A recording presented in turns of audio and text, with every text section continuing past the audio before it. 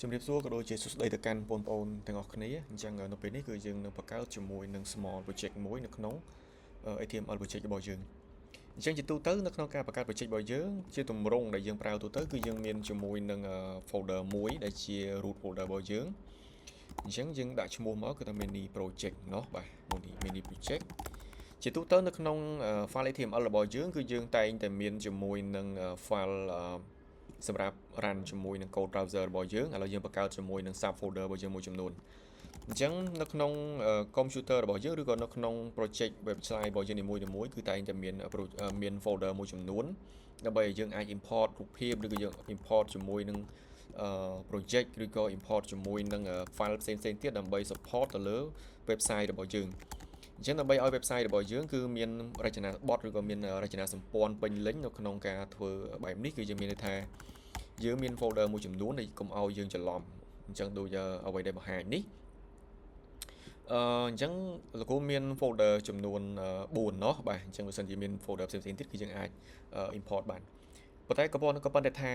ជាទូទៅគឺយើងមាន folder 4ទី1គឺមានជាមួយនឹង img ដែល support ទៅលើ image css គឺសម្រាប់ support លើ style font គឺសម្រាប់ជួយនៅក្នុងការបំពេញ font របស់យើង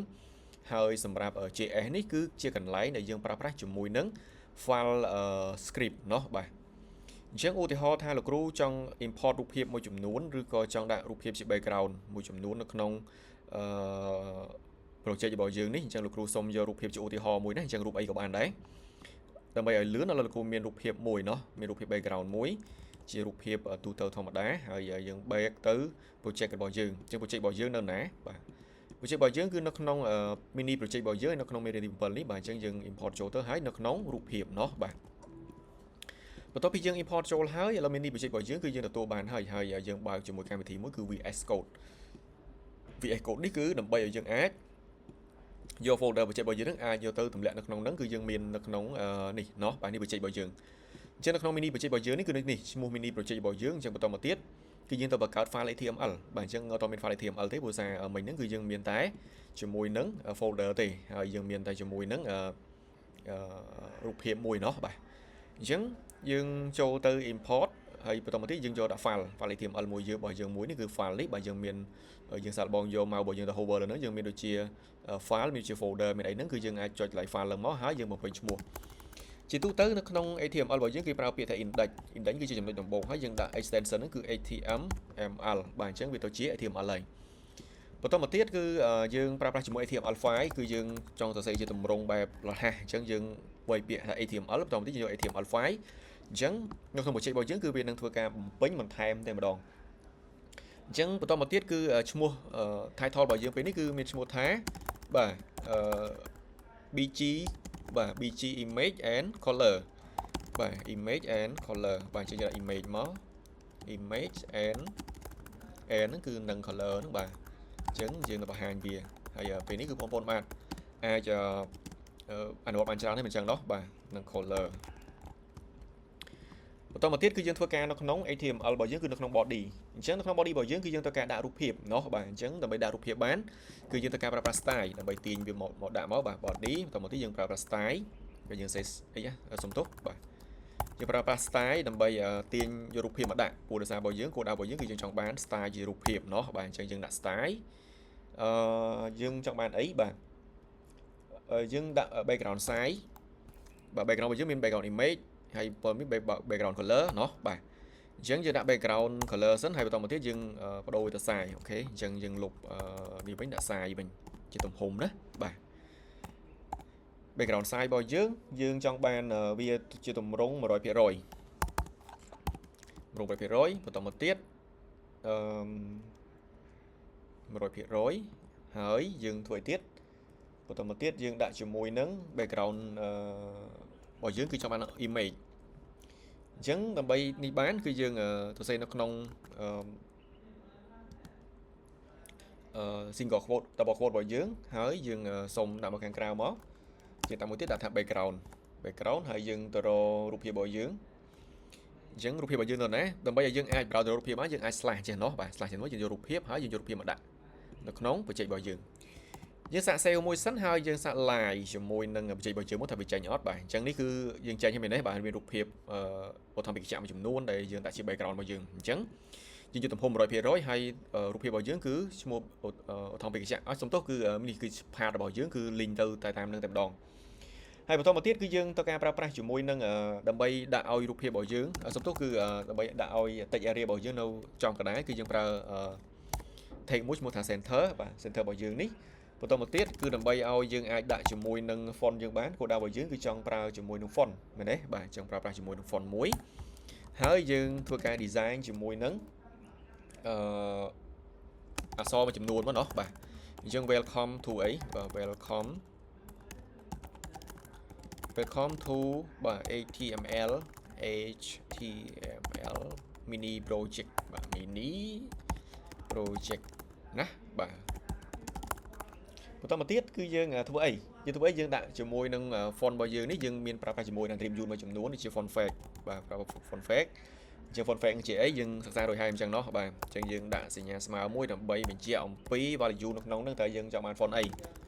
ឧទាហរណ៍ដូចជា Times New Roman ឬក៏ឧទាហរណ៍ថាបើសិនជាយើងប្រើប្រាស់ភាសាខ្មែរយើងដាក់ខ្មែរ OS បាទខ្មែរ OS សៀមរាបបាទឧទាហរណ៍សិនណាបាទក្រោយយើងអាចកែតាមក្រោយបានបន្តមកទៀតគឺប្រើហើយយើងប្រើប្រាស់ជាមួយ color យើងប្រើប្រាស់ជាមួយនឹង color បាទអញ្ចឹង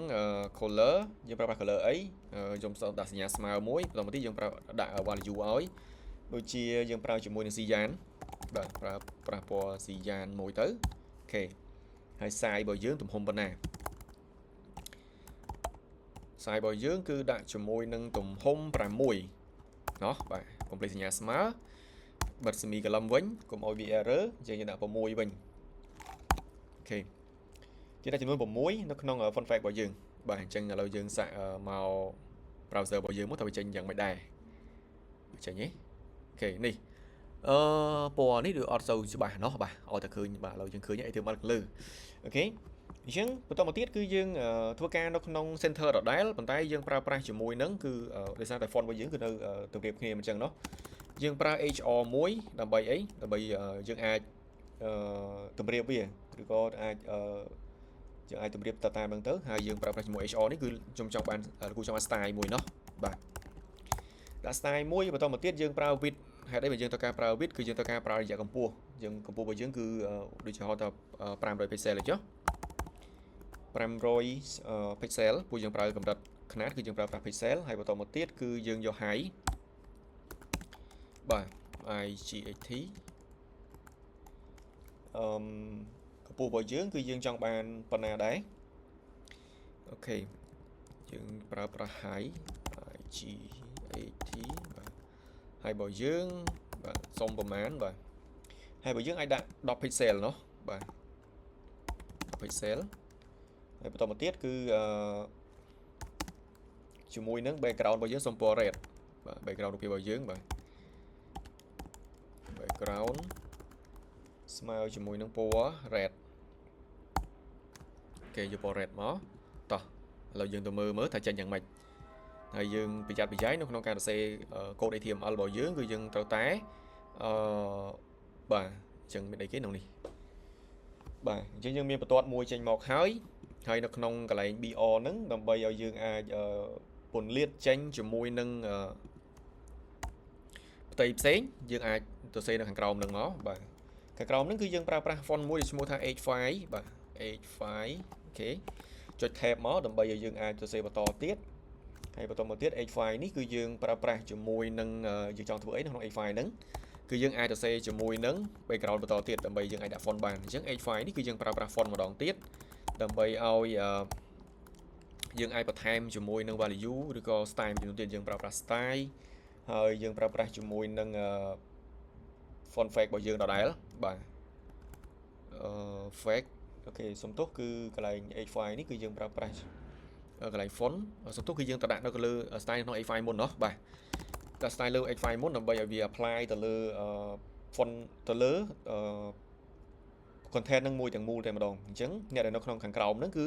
នឹងទទួលបានជាមួយនឹងពណ៌នឹងឯង អញ្ចឹងយើងប្រើប្រាស់ជាមួយនឹង background color ហើយយើងប្រើប្រាស់ជាមួយ background color នេះឬក៏យើងប្រើប្រាស់ជាមួយនឹង background linear ប្រើប្រាស់ linear នេះគឺដើម្បីលាយពណ៌ណោះបាទអញ្ចឹង attribute មួយចំនួននៅក្នុង HTML របស់យើងត្រូវតែស្វែងយល់ម្ដងមួយយើងអាចប្រើប្រាស់ម្ដងទាំងអស់បានទេអញ្ចឹងប្រើប្រាស់ជាមួយនឹង linear ហើយ background របស់យើងនេះយើងប្រើប្រាស់ជាមួយនឹងពណ៌ linear នេះហើយ linear នេះគឺយើងធម្មតាយើងប្រើ linear យើងត្រូវការលាយពណ៌เนาะបាទអញ្ចឹងយើងដាក់ gradient color បាទ gradient របស់យើងយកពណ៌អីជាធម្មតាគឺ gradient គឺយើងមានអាចលាយពីរពណ៌យើងអាចលាយជាមួយ blue បាទហេតុអីមិនជាអត់ highlight នៅលើនេះរបស់យើងមើលម្ដងទៀតតើត្រូវដែរអត់បាទ background របស់យើងគឺយើងប្រើជាមួយនឹង background linear gradient បន្តមកទៀតគឺយើងប្រើប្រាស់ជាមួយនឹងពណ៌ blue and ពណ៌ yellow អូខេតោះយើងមកមើលលទ្ធផលអត់ទាន់ចេញមកទេដោយសារតែនៅក្នុង font effect របស់យើងគឺអត់ទាន់មាន text យើងដាក់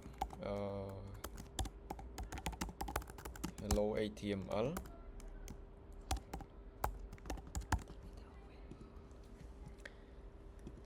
ូខេ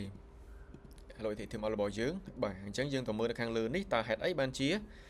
style របស់យើងអត់ apply មកលើផ្ទៃរបស់យើងអញ្ចឹងយើងទៅមើលនៅកន្លែង h5 របស់យើងម្ដងទៀតតើយើងមានបញ្ហាដែរអត់បាទអញ្ចឹងនៅក្នុង style របស់យើងគឺយើងប្រើប្រាស់ជាមួយនឹង background ហើយយើងប្រើប្រាស់ជាមួយនឹង linear បាទបើយើងទៅសេខុសគឺវាអត់ចេញទេអញ្ចឹងយើងពិនិត្យវាឲ្យបានច្បាស់ដើម្បីកុំឲ្យមានបញ្ហាថាយើងអាច error syntax នៅកន្លែងណាមួយជួនកាលអាចមានជាប់សញ្ញាបូក2អញ្ចឹងក៏ថាបានដែរអាចមានសញ្ញាដែលយើងដាក់វងកញ្ចក់ឬយើងដាក់អីអត់ត្រឹមត្រូវគឺវាអត់ចេញទេអញ្ចឹងយើងទៅតែមើលជាមួយនឹង format code របស់យើងផងដែរបាទអញ្ចឹងតើវាចេញមកទេបាទនេះគឺចេញមកគឺ highlight ប៉ុណ្ណេះបន្តមកទៀតគឺនៅក្នុង font effect របស់យើងគឺយើងប្រើប្រាស់ font អីក៏បានដែរហើយយើងសុំ color ដាក់ color បាទកន្លែង style នេះយើងអាចបិទ style ចេញហើយយើងដាក់ជាមួយនឹង effect បាទ font effect របស់យើងព្រោះធម្មតាយើងប្រើប្រាស់ font effect មិនចឹងเนาะបាទ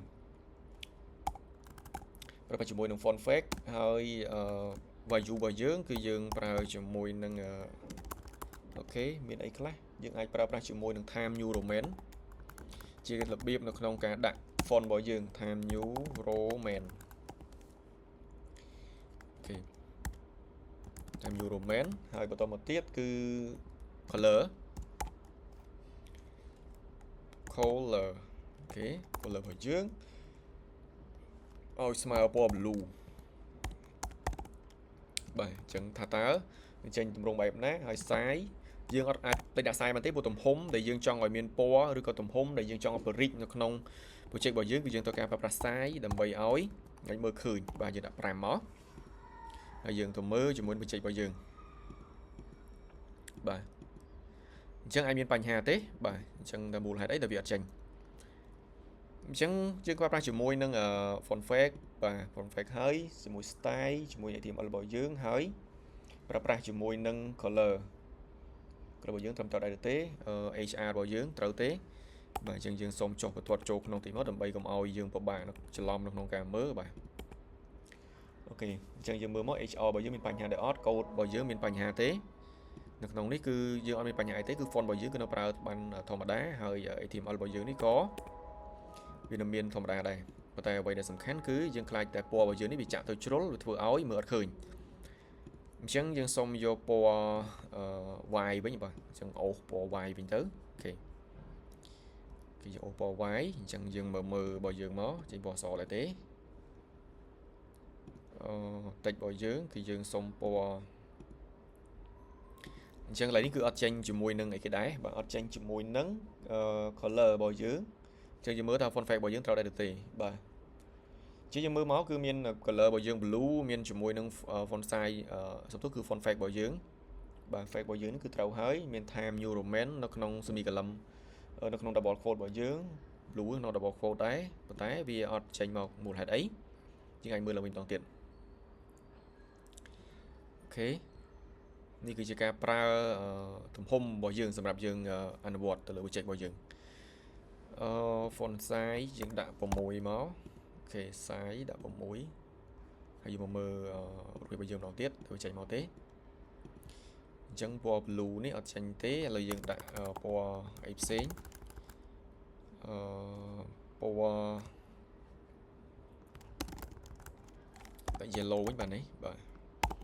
អូខេយើងមកមើលម្ដងទៀតពណ៌ yellow របស់យើងចេញហើយ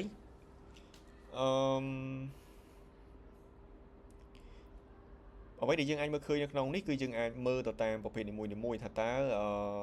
កូដរបស់យើងនឹងគឺសេតាមត្រូវដែរទេហើយគោលដៅរបស់យើងនឹងគឺចង់បានយ៉ាងម៉េចដែរអញ្ចឹងគឺខាងលើនេះគឺយើង welcome ធម្មតា age របស់យើងគឺទំហំដែលយើងដាក់បន្ទាត់ហើយបន្តមកទៅគឺ age file គឺយើងប្រើប្រាស់សម្រាប់ប្រើប្រាស់ជាមួយនឹងការលាយពណ៌របស់យើងប៉ុន្តែនៅពេលនេះគឺ age file របស់យើងគឺដូចជាអត់ទាន់ឃើញចេញពណ៌មកទេអញ្ចឹង age file របស់យើងនឹងគឺមានបញ្ហាដែរអត់បាទអញ្ចឹង age file របស់យើងគឺដូចជាអត់បញ្ហាទេគឺយើងប្រើពណ៌ធម្មតាគឺដូចជាអត់អីទេអូខេអញ្ចឹងយើងអាច copy ទម្រង់បែបនេះម្ដងទៀតเนาะបាទអាច copy ទម្រង់បែបនេះដើម្បីផាសទៅតាមនីមួយៗយើងអាចប្រើ age file ដដែលបាទអញ្ចឹងយើងផាសមកខាងក្រោមមកតើវាទម្រង់យ៉ាងម៉េចដែរជាទូទៅបើសិនជាយើងប្រើប្រាស់ជាមួយនឹងផ្នែកដូចគ្នាទេយើងអត់អីទេយើងអាចប្រើគាត់ទៅបដូរ font មកបាទ HTML អូខេ CSS ហើយមួយទៀតគឺJava អូខេអញ្ចឹងយើងមកមើលជាមួយនឹងទម្រង់របស់យើងបែបនេះបាទតើវាមានបញ្ហាអីដែលវាអត់ចេញពណ៌អញ្ចឹងយើងពិនិត្យមើលរួចហើយដូចជាអត់មានអីទេហើយសំខាន់ហ្នឹងគឺការលាយពណ៌របស់យើងនៅក្នុង H file នេះជាមួយនឹង font របស់យើងគឺយើងលាយពណ៌ត្រូវហើយអូខេមើលម្ដងទៀតនៅក្នុងការប្រើប្រាស់ជាមួយនឹង HTML នេះគឺវាអាចមានបញ្ហាខ្លះដោយសារតែបើយើងអត់បាន refresh ឬក៏យើងអត់បានពិនិត្យមើលច្បាស់លាស់វាអាចធ្វើឲ្យពណ៌មួយចំនួនឬក៏ color មួយចំនួនហ្នឹងវាអត់ចេញអញ្ចឹងយើងមើលមកថាមានបញ្ហាអីដែរឬអត់នៅក្នុងproject របស់យើងនេះចឹងរបស់យើងគឺយើងប្រើជាមួយនឹង file របស់យើងគឺយើងប្រើជាមួយនឹង color បែបនេះហើយយើងប្រើជាមួយនឹង HR នេះគឺយើងប្រើជាមួយ style width របស់យើងបាទសូមបន្ថែមបន្តិចមកកុំឲ្យខុស7មកheight របស់យើងនេះអាចមានបញ្ហាទេអូខេសូម close មួយសិនបើយើងអាចសរសេរខុសពូប្រហែលអាច highlight អូខេ height របស់យើងសូមដាក់ pixel ប៉ុណ្ណេះឥឡូវយើងមកមើលម្ដងទៀតតើវាដើរទេអូខេអញ្ចឹងយើងមានបន្ទាត់ចេញមកមួយហើយអញ្ចឹងអាចមានបញ្ហានៅលើ height របស់យើងបាទមានបញ្ហាគឺបញ្ហានៅលើបន្ទាត់របស់យើងហើយបន្តមកទៀតគឺនៅក្នុង background របស់យើងម្ដងអញ្ចឹងយើងមកមើលមក background របស់យើងនេះត្រូវដែរទេបាទអូខេអញ្ចឹងយើងមកមើល background របស់យើងមើល code យើងឡើងវិញម្ដងទៀតបាទ h5 គឺយើងប្រើប្រាស់ជាមួយនឹង background ហើយប្រើប្រាស់ជាមួយនឹង linear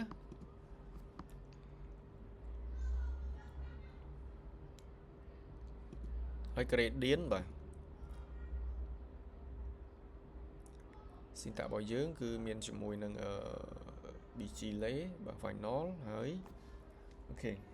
កូដរបស់យើងអត់មានបញ្ហាអីទេគឺមើលទៅដំណើរការដូចជាធម្មតាណោះបាទហើយហេតុអីបានពណ៌អត់ចេញ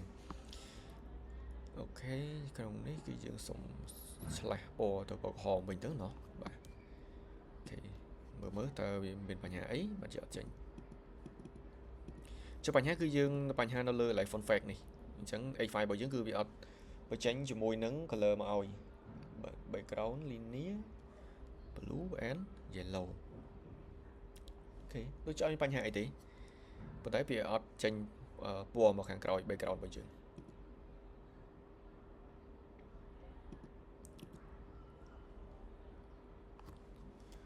អូខេ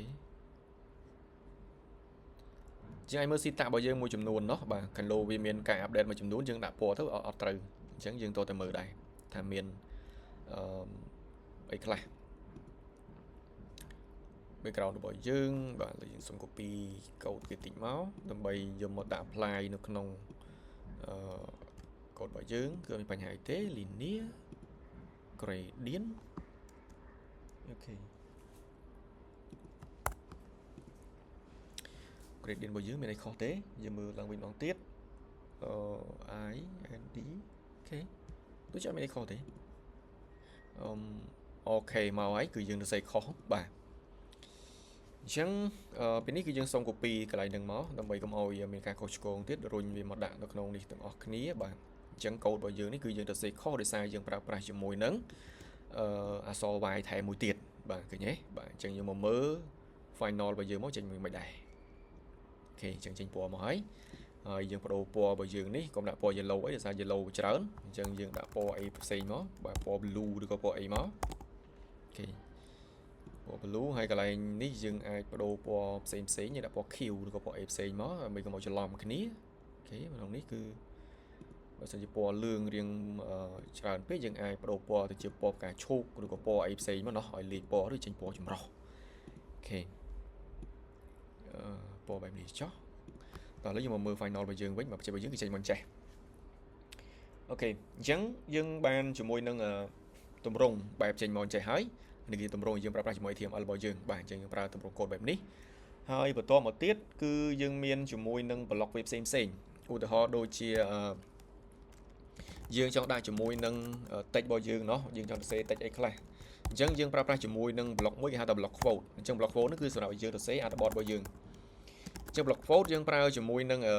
tag មួយមកគឺ tag s នេះមួយដើម្បីក្តោប block quote មួយយើងហើយយើងប្រើ font effect របស់យើងដដែលបាទ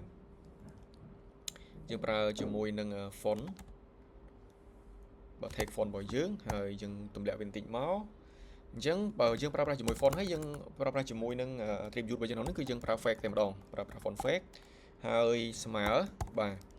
តទៅទៀតបាទ u របស់យើងដាក់ជាមួយនឹងអក្សរ time បាទ new roman អូខេ time new roman អូខេ new roman បន្តមកទៀត color យើងចង់បានអីបាទយើងដាក់ color យើងមកបាទ color របស់យើងចង់បានពណ៌ blue បាទតតមួយសញ្ញាស្មើមួយបាទ double quote ហើយយើងដាក់ blue អូខេពណ៌ blue ចាបាទពណ៌ blue ហើយ size របស់យើងដាក់3 complex size បើអត់ size អត់ចេញរូបរាងមកទេបាទ size របស់យើងស្មើ3ឬក៏4ក៏បានដែរបន្តមកទៀតគឺយើងអាចប្រើប្រាស់ជាមួយនឹង tag របស់យើងនេះយល់លឿននេះគេយើងបើយើងសរសេរជា quote ហើយយើងដាក់low rem សុំ low rem បាទ low rem មកចុច tab low rem របស់យើងគឺចេញមកហើយបាទអញ្ចឹងយើងមកមើលជាមួយនឹង code របស់យើងមកតើយើងសរសេរចេញមកអីបាទនេះគឺចេញ low rem មកហើយយើងដាក់ជាមួយនឹងខាងក្រោមនេះគឺយើងអាចសរសេរមកអញ្ចឹងហើយយើងអាចសរសេរបំពេញបន្ថែមទៀតបាទអញ្ចឹង font របស់យើងគឺចេញមកអញ្ចេះបាទយើងអាចសម្រាប់យើងតម្រង់បែបនេះហើយក៏យើងមានតម្រង់មួយទៀតដែលយើងអាចប្រើប្រាស់ជាមួយ block code យើងបានផងដែរយើងសាកដាក់ជាមួយនឹងរូបភាពអីគេដែរបាទយើង back មក block code របស់យើងម្ដងទៀតហើយយើងទៅសេជាមួយនឹង tag មួយដែលយើងប្រើសម្រាប់ពេជ្រកណ្ឌិតរបស់យើងបាទសាកដាក់ផ្កាយដាក់អីមើលទៅចេញមកអត់អញ្ចឹងយើងប្រើជាមួយនឹង font ទៀតហើយបាទប្រើប្រាស់ជាមួយនឹង font បន្តមកទៀតយើងប្រើជាមួយនឹង attribute របស់យើងដដែលយើងប្រើ fake បាទ font fake សញ្ញាស្មើ double quote មួយហើយបន្តទៀតយើងប្រើប្រាស់ color red ប្រើប្រាស់ color red របស់យើងអូខេនេះគឺជា project តូចមួយសម្រាប់អនុវត្តទៅលើ HTML របស់យើងហើយសង្ឃឹមថានឹងអាចជួយដល់បងប្អូនដែលអត់ទាន់បានស្វែងយល់ឬក៏ឲ្យយើងបានអនុវត្តជាមួយនឹងទម្រង់មួយចំនួនដែរเนาะបាទយើងប្រើប្រាស់ pre មកហើយ pre របស់យើងនេះគឺយើងអត់មានអីទេឥឡូវយើងសុំដាក់ជាមួយនឹងសញ្ញាផ្កាយដើម្បីអនុវត្តលើ project របស់យើងសូមដាក់ផ្កាយរបស់យើងមួយចំនួនបាទដើម្បីឲ្យយើងអាចអនុវត្តទៅតាមទម្រង់បេក្ខនិតរបស់យើងបាទអញ្ចឹងយើងសូមដាក់ផ្កាយអូខេទម្រង់ផ្កាយបាទ1 2 3 4 5ផ្កាយរបស់យើងមកបាទអញ្ចឹងយើងមួយទៀតសូមចុះបន្ទាត់មួយហើយយើងដាក់ផ្កាយមួយទៀតបន្តមកទៀតចុះបន្ទាត់មួយទៀតយើងចូលក្នុងយើងដាក់ផ្កាយបន្តហើយយើងចូលក្នុងមួយទៀតបាទហើយចូលក្នុងមួយទៀត khế hơi dương châu tới nông mùi tiết để mấy đặt cài bởi dương bằng ta dùng một mưa là phó ok đi tranh từ rung bài này cho bây giờ chọn center rồi chọn càng này là nắng chia càng nhiều tỏ tiền ok chứng chừng anh được vào chia tầm rung ATM bởi dương phần này chứ rồi dương nên chụp nên ở vẽ rồi tỏ tiền đó cùng